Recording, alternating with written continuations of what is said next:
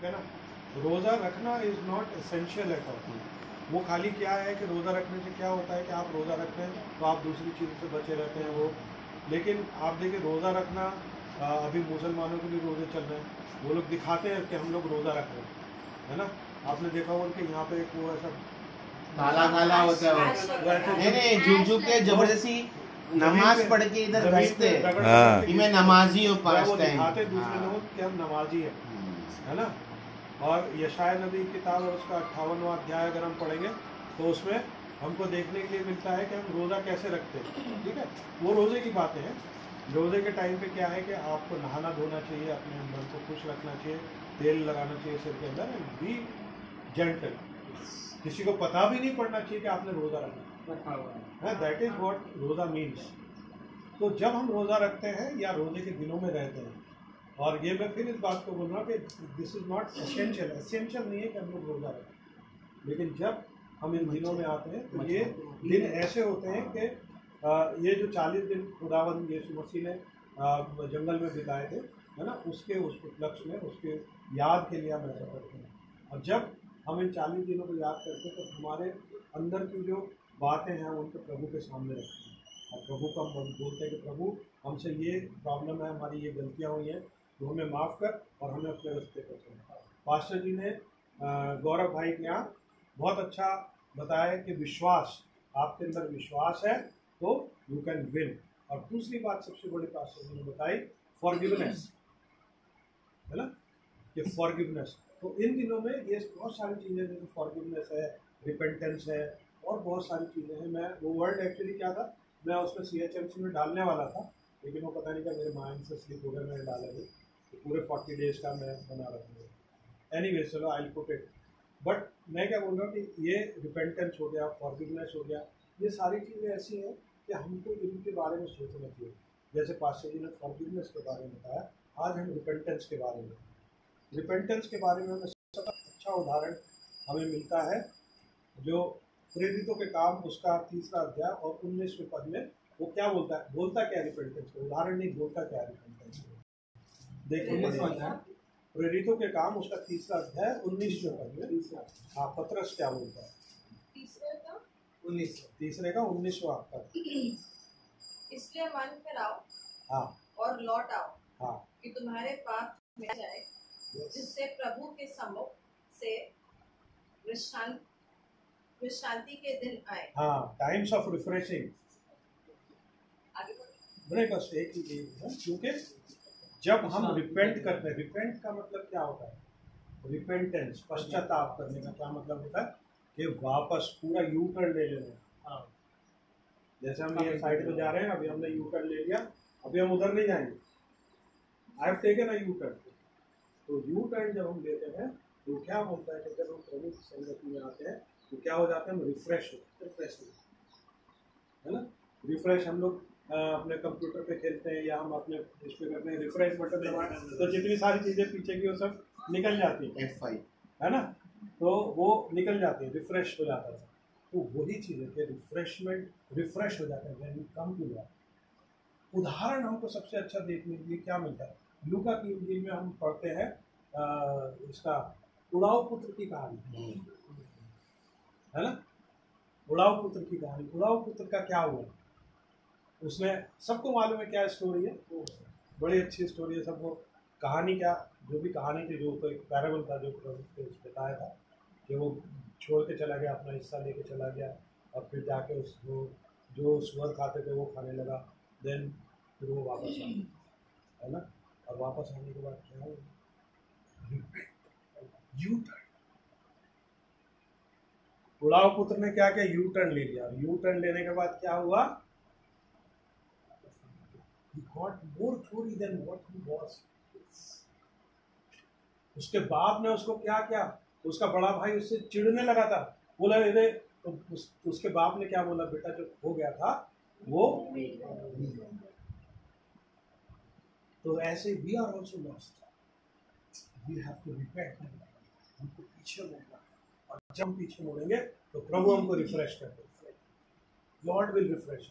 और जब वो रिफ्रेश करता है तो हमारे अंदर एक नई ताजगी आ जाती है, नया जीवन आ जाता है, और वो नया जीवन जो है जो प्रभु की ओर से होता है वो जीवन के पार कोई नहीं। That is what Lord says. और ये तो पास्टर जी ने मुझे, जब मैं लिफ्ट में था तो बोले आप वहाँ दे देना। मैंने कहा चलो ठीक है। तो वही मेरे दिमाग में आया, मैंने कहा भाई ये रिपेंटेंस के ऊपर मैं बोलता हूँ। तो अब हमने देखिए मत्ती की इंजील उसका 4 अध्याय 17वें पद में क्या बोलता है। मत्ती की इंजील उसका 4 अध्याय और 17वां पद क्या बोलता है।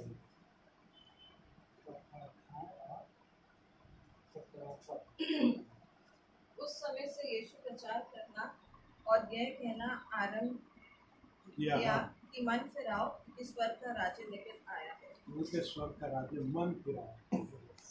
ये तो यीशु मसीह की कही भी बात है ना। यीशु मसीह की कही भी बात तो कोई झूठी नहीं हो सकती किसी भी हाल में, है ना। यीशु मसीह ने खुद कहा कि मन फिराओ, उनके स्वर्ग का राज्य निकट। अब हम लोग को क्या करना है, हम स्वर्ग के राज्य की खोज करें, उसी स्वर्ग के राज्य की खोज करें। जब हम वो स्वर्ग के राज की खोज करते हैं तो प्रभु हमको लेके चलता है।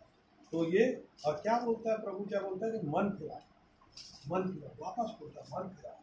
और हमारा क्या है, मन में उठने जाता है। भैया अरे यार मेरी जमीन चली गई, मेरी जायदाद चली गई, मेरा ये हो गया, अरे उसका क्या होगा, अरे उसका क्या होगा। मैं आपको लिटरली अपने जीवन की बात बताऊं, पहले मैं बहुत सोचता था, समझे ना। मैं अपने बहुत सारे काम करता हूँ, है ना, लेकिन मैं कभी भी कुछ नहीं सोचता। जो ऊपर वाला करेगा, जो ऊपर वाला कर रहा है सब ठीक है, जैसा हो रहा है आई एक्सेप्ट है, करना मेरा काम है। देखो मैं आप लोग बोल गया चला, एक गीता का श्लोक है, कर्मण्यवादी का रास्ते मां परमेश्वर कदाचार, ये कर्म किए जाए फल की इच्छा मत करो, है ना। तो ये जो श्लोक है, संस्कृत का श्लोक है, हमारे जीवन में बहुत चरित्रार्थ होता है कि हमको अपना कर्म करना है। हमको ये नहीं देखना कि क्या हमें मिल रहा है, कि हमने खुदा आपसे गाड़ी मांगी थी हमें मिली या नहीं। We have to keep in prayer.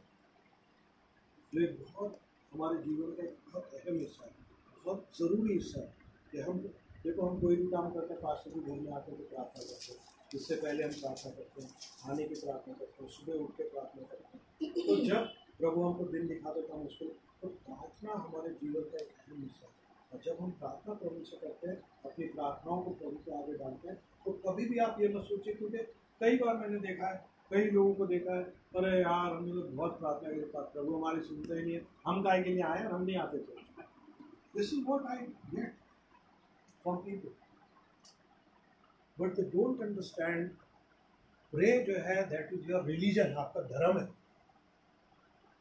जैसे दूसरे धर्म के लोग अपने उसको मानते हैं ना कि नहीं ये ऐसा, तो प्रे आपका, प्रे का जवाब देना खुदा है। एंड हमारी जब हम मन से प्रार्थना करते हैं, जब दिल से प्रार्थना करते हैं, तो कभी हमारी प्रार्थनाएं जो है वो खाली नहीं जाती, क्योंकि प्रभु को मालूम है कि उसको हमको क्या चाहिए। मैं अगर बोलूँ प्रभु से कि मुझे अमेरिका का प्रेसिडेंट बना दे, तो प्रभु कभी नहीं बनाएगा मुझे, क्योंकि प्रभु को मालूम है कि उस लायक नहीं है। हर हमारी दुआएं जो वो ऐसे ही रहती हैं, ऐसी दुआएं रहती हैं कि भैया हमें तो ये कर दे। अरे भैया पहले तुम खुद तो देखो कि तुम किस लायक हो, तुम उस लायक लेने वाले हो या नहीं हो, तुम उस चीज़ को संभालने वाले हो या नहीं हो। That is more important. और these things comes from prayer, कि प्रभु तू मुझे ऐसी शक्ति दे, ऐसी सामर्थ्य दे कि मैं तेरी बरकतों को, तेरी चीज़ों को संभाल सकूं। Don't ask for materialistic things. Materialistic things छोड़ दो, अपने आप आएंगे एवरीथिंग, क्योंकि खुदा जानता है कि तुमको क्या चाहिए, अपने आप दे देगा वो। कितने सारे मेरे जीवन के इतने उदाहरण मैं अगर देना शुरू करूँ तो शायद पूरी रात हो जाएगी कि खुदा ने मुझे कैसे नवाजा, कैसे दिया। जहाँ पे उम्मीद नहीं होती है वहाँ पे प्रभु उम्मीद जगा देता है। जहाँ पे हम बोलते हैं ना कि जहाँ पे हमारी सोच खत्म होती वहाँ पे खुदा की सोच शुरू होती है। तो खुदा की सोच वही है भैया, हम अपनी सोच से तो बहुत कुछ करते हैं, खुदा को बुरा बुरा भला सुबह शाम बोलते हैं, ये करते हैं वो करते हैं। अरे हाँ ठीक है चर्च आ जाएंगे जी, क्या क्या खुदा ने हमारे लिए पूछ रहा है क्या जी, हम तो वैसे ही वैसे पढ़ा रहे भैया।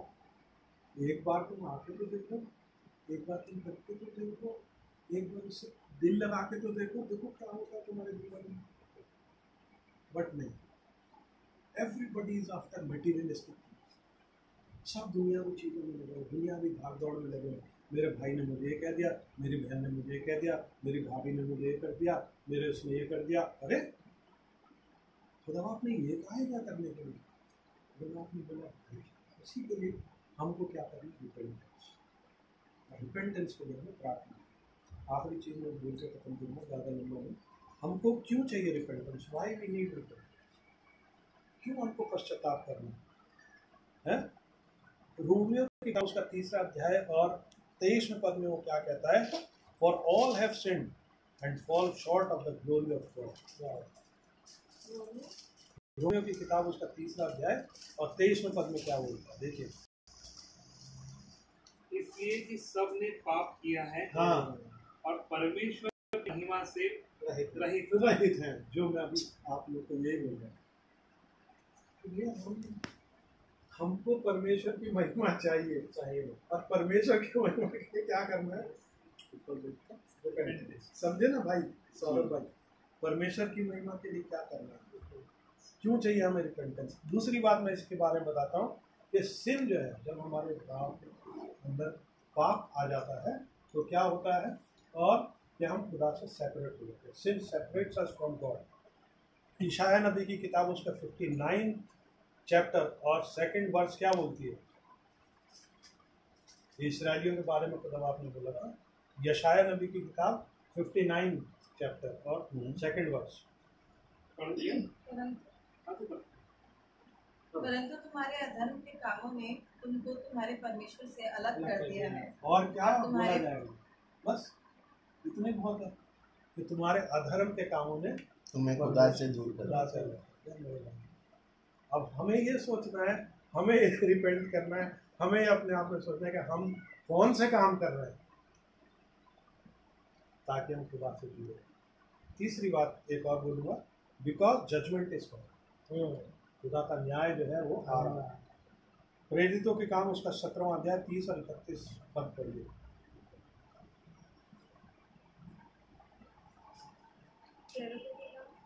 पूरे 17 अध्याय।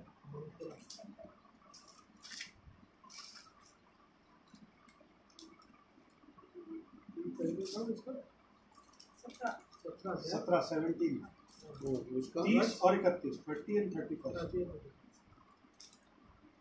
इसलिए परमेश्वर अज्ञानता के समयों में आनाकानी करके अब हर जगह सब मनुष्य में मन फिराने की आज्ञा देता है। God commands all people everywhere to repent,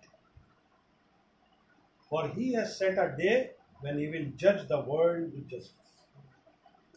अभी कहने को तो बहुत सारी चीज़ें, बट मैं यही इन 3 चीज़ों के साथ खत्म करूँगा कि we need to repent for the glory of God। अगर हमको प्रभु हमारे जीवन में चाहिए, अगर हमें प्रभु हमारे जीवन में चाहिए, हमें सारे जो प्रभु हमको दिया चाहता है उन चीज़ों का हम आनंद ले सकते हैं, उन चीज़ों का हम आनंद लेने के लिए हमको क्या करना पड़ेगा? प्रभु की नज़दीकी में आना पड़ेगा। एक शब्द था फॉरगिवनेस, दूसरा शब्द है रिपेंटेंस।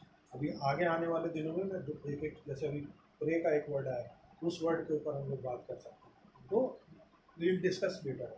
यहीं पर समाप्त करूँगा। प्रार्थना।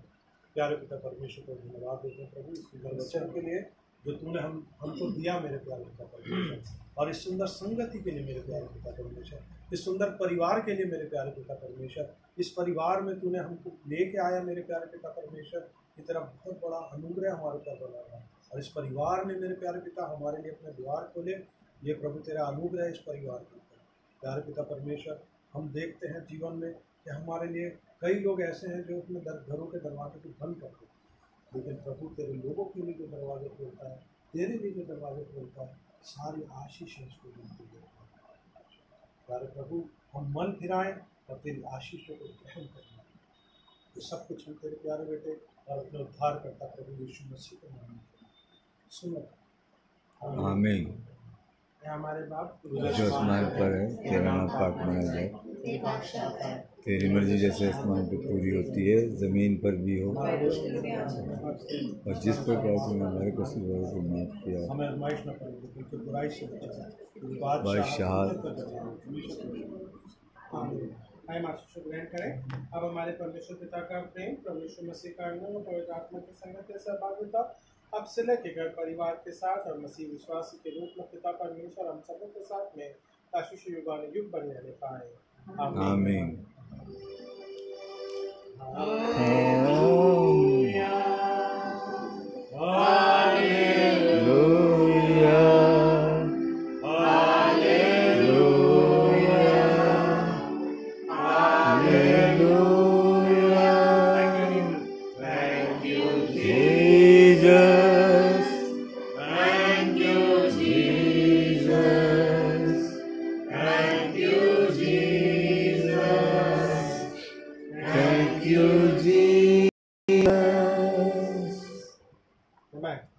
God bless. प्रभु का आशीष। बहुत बहुत आशीष। Thank you, Sir. Praise the Lord. Praise the Lord. Praise the Lord. जय मसीह।